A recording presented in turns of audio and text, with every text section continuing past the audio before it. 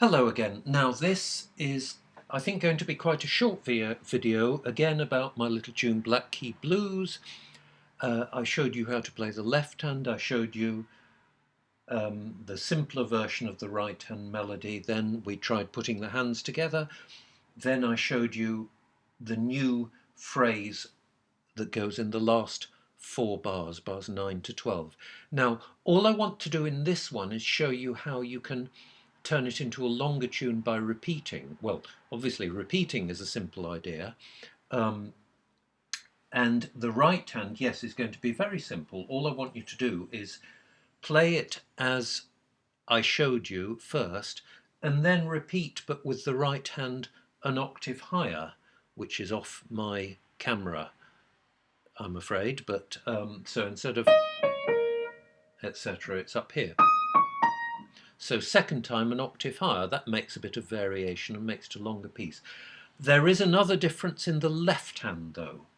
So you remember that it's 12 bars, and in the version we've done so far, the last four bars go like this in the left hand.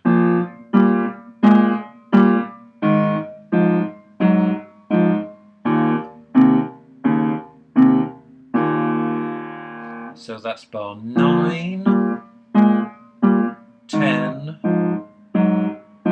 11,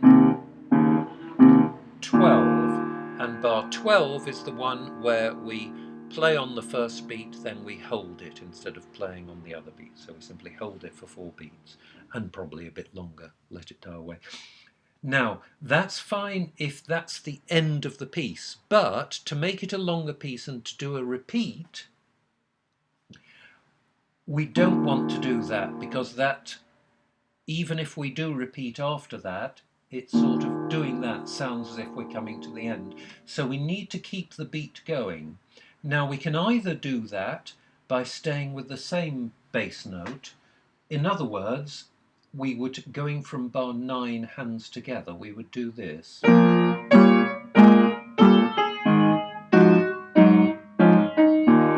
you'd just do the left hand pattern again. Then you'd start again. Preferably, as I say, with the right hand an octave higher. That works okay, but a bit more interesting is to change the chord for bar 12 the first time round. So the second time round, or the last time round, we will do it as I showed you before, by holding that. That's always going to be the end. But if we're playing the 12 bars twice, then the first time, instead of doing that, we're going to do this. So we're going to play on every beat again, and it's the only time where we're not starting with that sort of pattern.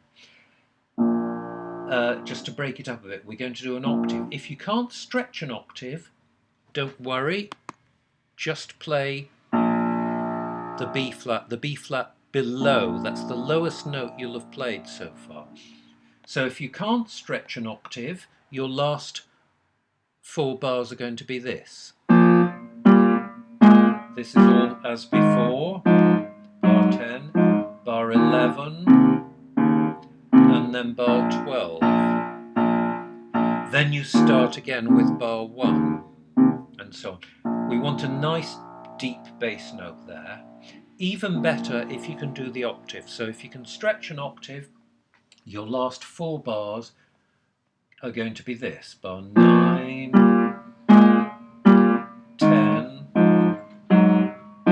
11, 12. Then we start again on bar 1. Okay? So there's no pause, you go bom, bom, bom, bom, bom. And if you're doing the octave, it's quite nice in a way, because your thumb will stay on that note when you start bar 1 again. So here's bar 12, here's bar 1.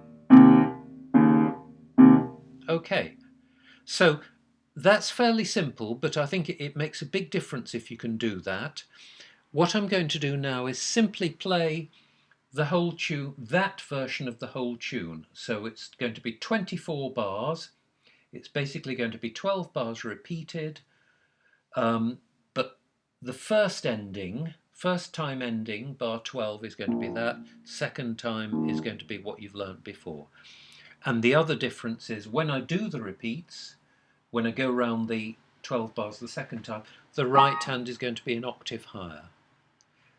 You can't see it on my camera, but that doesn't really matter because you know it's the same notes, just an octave higher. Okay, so I'll play the whole thing now. 1, 2, 3, 4.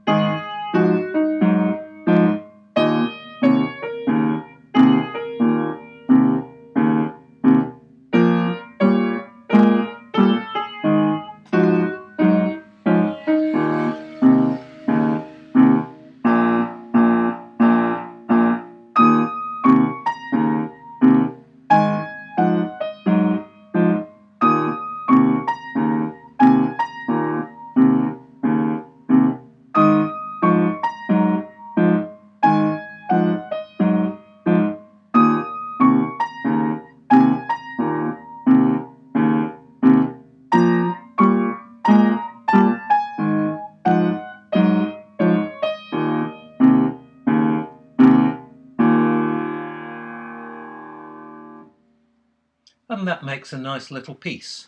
Now, it's a blues, and one of the things about blues is normally we include some improvising in it. So in another video, I'm probably going to give you some tips about how to do that. But I'll do that, I think, at a later date. So that's the end of this video.